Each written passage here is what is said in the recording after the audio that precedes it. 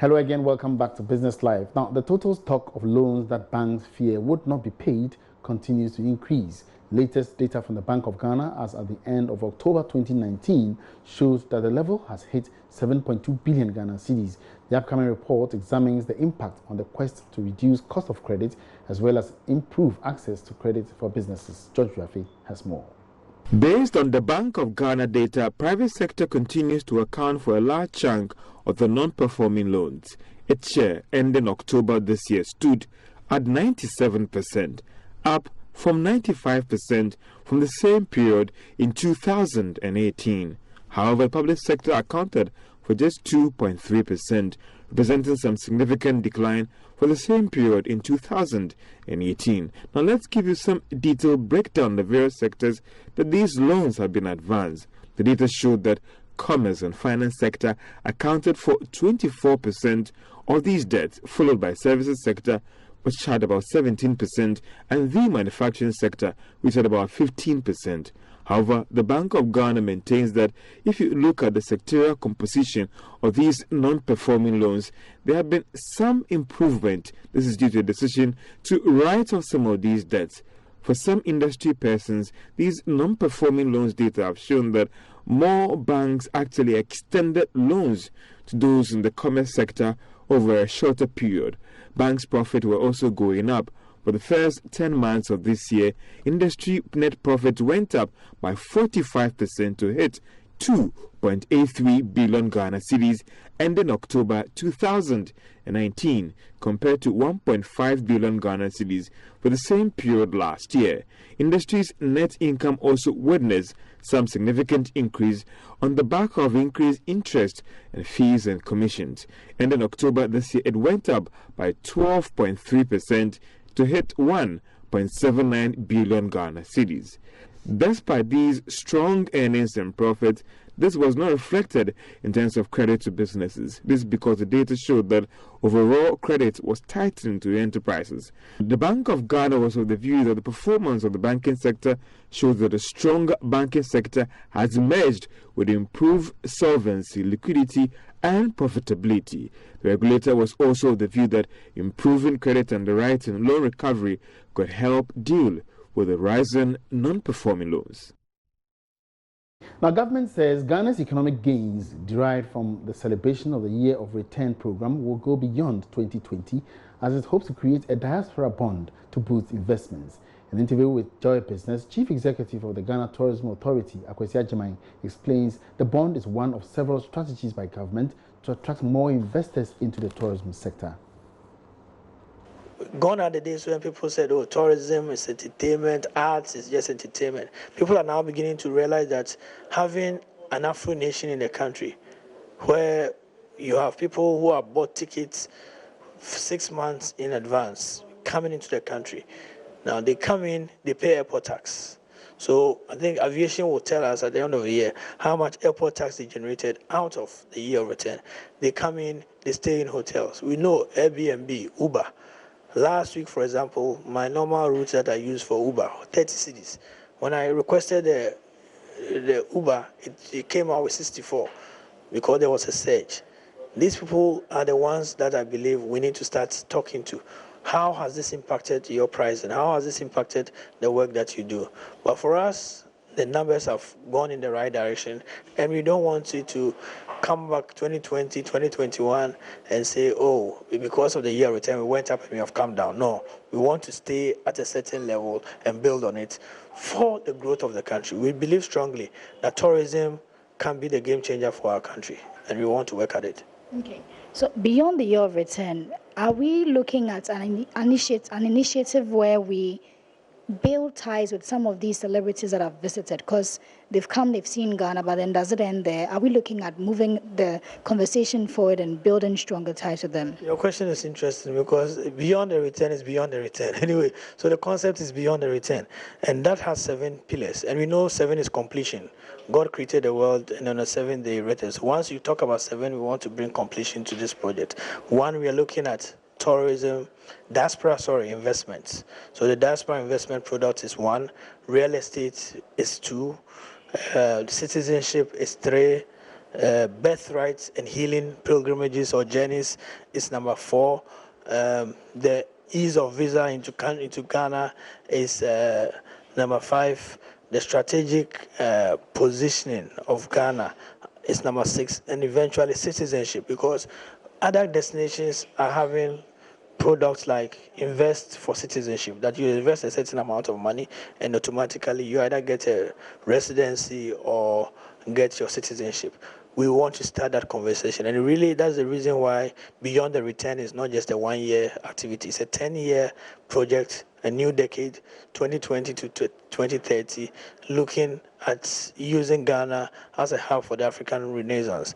The president, who is a vision bearer of this, has told us that for him, we should not just be looking at diaspora investment. He wants a diaspora investment bond to come out of this Beyond the Return, because he cited the example of India, which when they fell into difficulty with the sanctions, had their citizenship abroad come up with this diaspora bond. China has done the same, raising about 26 billion into the China economy from their diaspora.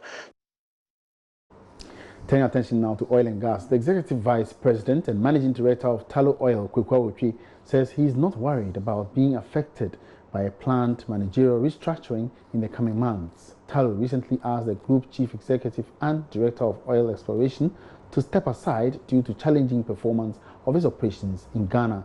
But speaking to Joy Business, Mr. Wotwe says he is focused on turning around the fortunes of Ghana's operations. We made those forecast projections on the back of a very successful drilling program a year ago as we continue to increase production. And the natural instinct of most organizations is that as we increase, we can do more. As we increase, we can do more. I think what this year has forced the company to do is basically to stop, take a deep breath, and reassess. And that assumption of just continued upward progress may not have been the right one. And actually, we needed to take better account of the risks that we actually had producing oil and factor them in better than we did. So we've really spent the last few months doing that exercise where we say now, are we taking proper account of those risks? Are we factoring them in properly, rather than just saying everything will just continue to improve? So I would say that it's not just a tweak. There are substantial reductions in our production guidance. There are several thousand barrels a day less. But equally, it's not as if all of a sudden the production will go from 100 to 0 in the next 5 years. What we've seen is that we can maintain production on a stable basis for the long term. So, last but one question. Do you think that the problems with looking at what has happened with the oil area and the desperate measures that you have to take to deal with it, do you think that for once and for all, this flaring issue and gas issue has to be dealt with going forward, and therefore if you have to put pressure on government or even if you do your own vessel to take this gas, it has to be done now? I think you are definitely onto something when you say the gas reinjection, we have to deal with it, because we have been reinjecting from the beginning for a number of years. And really, I think our message to government is we've got to find a complete solution where we stop reinjecting. As I said, we're not flaring at this time, but we are reinjecting. So definitely agree we need to find a solution for that. And I'm definitely hopeful that we'll find it. Meanwhile, founder and CEO of Springfield Group, Kevin Ochery, has denied rumors the company is cooking up figures with regards to the volumes of oil it discovered recently offshore Ghana.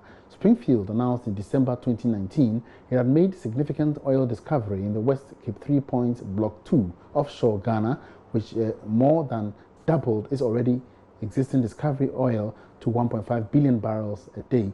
Now, the volumes have, however, been doubted by some industry players who are describing the figures as concocted. But CEO of the company, Kevin Ochery, disagrees. We drilled one well, however, we hit 2 discoveries. These works, are being done by blue chip companies such as Baker Hughes, GE, Halliburton, Schlumberger, and the likes. So this is not something that we Springfield are sitting in our office and we're just coming up with numbers. That's not how it works. There are companies that do the work, and there are gauges, there are laws, there are stuff which tells you. So you cannot make up these numbers. You can't just sit in your house and make up these numbers. The technical team work with these reputable companies. You have to understand that integrity is everything in our line of business. So you just don't sit up and just come up with these numbers. I think what you need to understand is that there were some existing discoveries on our block when we were awarded, and what we've done has basically increased our, proven volumes or our discoveries to, a little over 1.5 billion, and we have added additional gas of 7 BCF. So what the tools that are being used by these big multinationals, the same companies that work for Exxon, same companies do the work for Chevron, Tullow, and everyone else. So the same way that is being measured for those companies is the same way that is being measured for us. So you don't necessarily need to drill 100 wells to prove. I mean, when you drill, it is what it is. It tells you what is there. It tells you the reservoir. It tells you out of the reservoir how much of that is oil bearing, and out of that, which is the net pay. So it's a whole process, a whole, very proven and tested process, and that's how they come up with the numbers. So Springfield and GMPC don't sit in our room and just, come up with the numbers. But the concern is that just a well can't give you that much. That's why I'm asking this.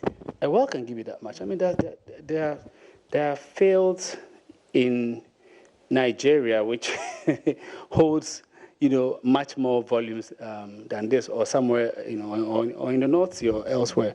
So yeah, I mean, a well can show you a lot more than this.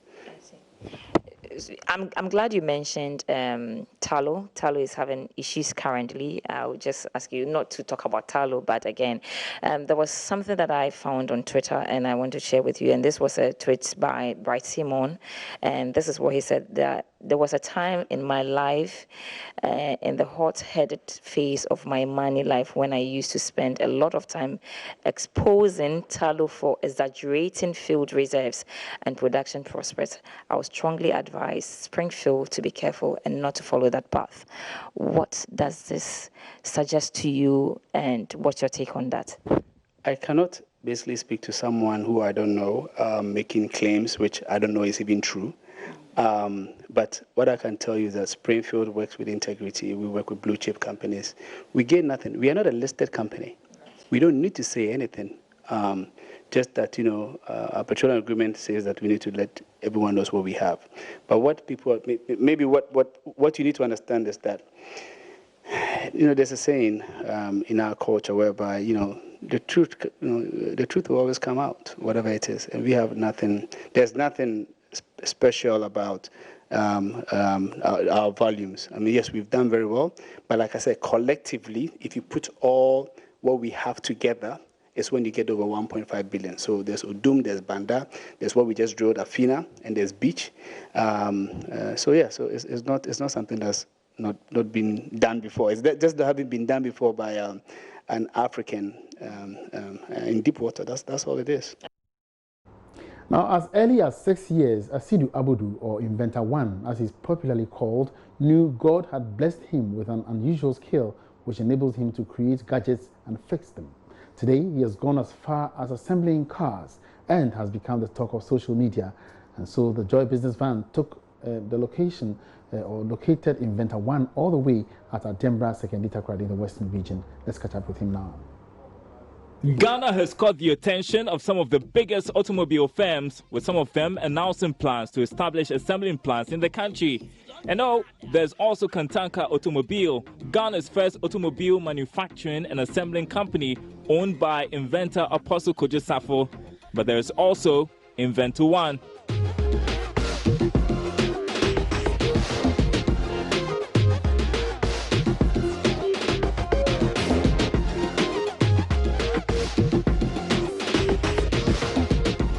But this is the scope in the back, and then this is the front. So here is the tail, and here is the front.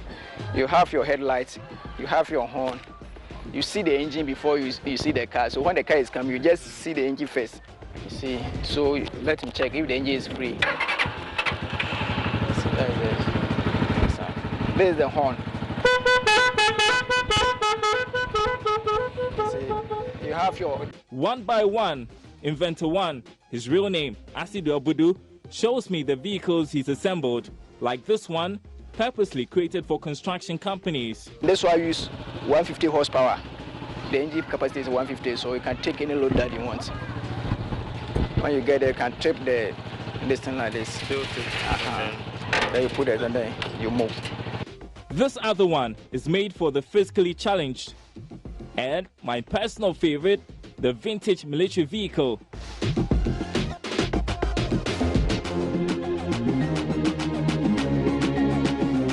All these vehicles were assembled on his compound at Adiambra, a suburb of Sekondi Takoradi in the western region where he lives. Asidu naturally loves to create gadgets and fix them. He discovered that as early as 6. They asked us to design craft work to bring it to school. So I started designing something like a snail. And from there, I designed this one, a fufu pandi machine. Okay. From there, I designed a crop pot with a fan. So when I sent that things to school, our teachers sent me to Enchi for an exhibition at Enchi. So when I have the Enchi district exhibition, I was the first student. So they take me to Takoradi for the whole Western exhibition. So when you came to Takoradi regional office, you have another exhibition there. So that one, I was the first person. Asidu would then take part in a national competition where he came first as well. How he's able to create devices, Asidu just believes it is God's gift. Sometimes you just have some dreams, like you are playing with somebody that the person don't know how to design this kind of thing, but your friend will teach you how to do it. My own, that's how the whole thing comes. Yeah.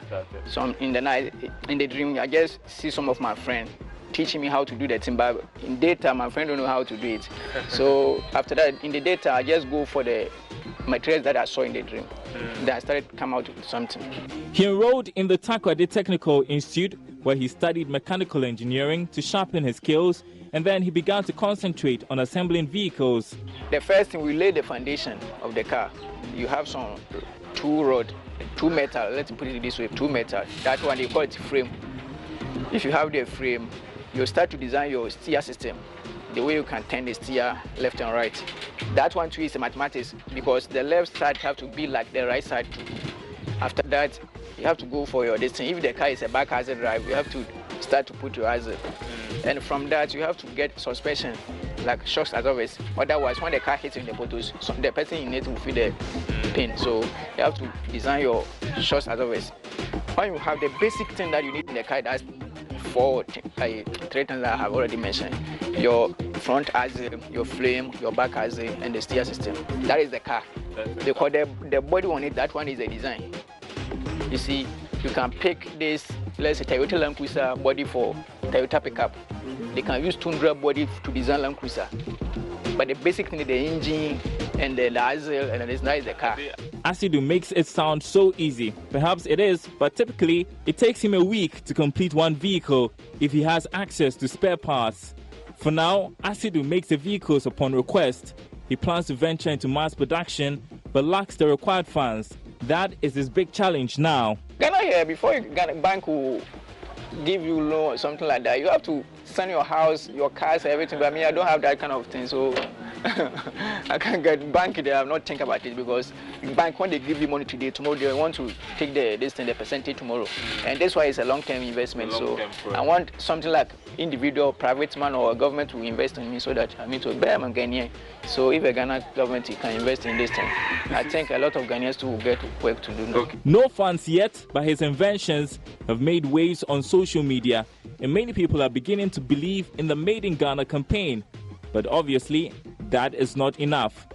Asidu tells me he's got many ideas to work on to solve many problems, only if he gets the support. I have so many ideas that it can help human being this way.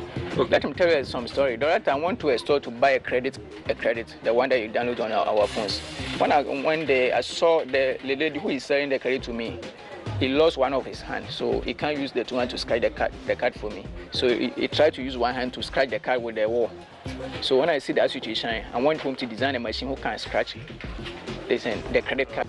You see, so that time I found somebody facing some problem, I just tried to come out with the technology that solved that problem.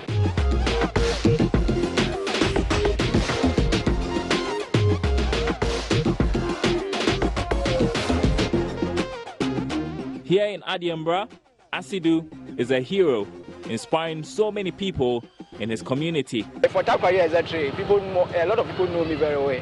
They know that this is what I can do. So I always say, just call me, Charlie, try your best. One day it will happen.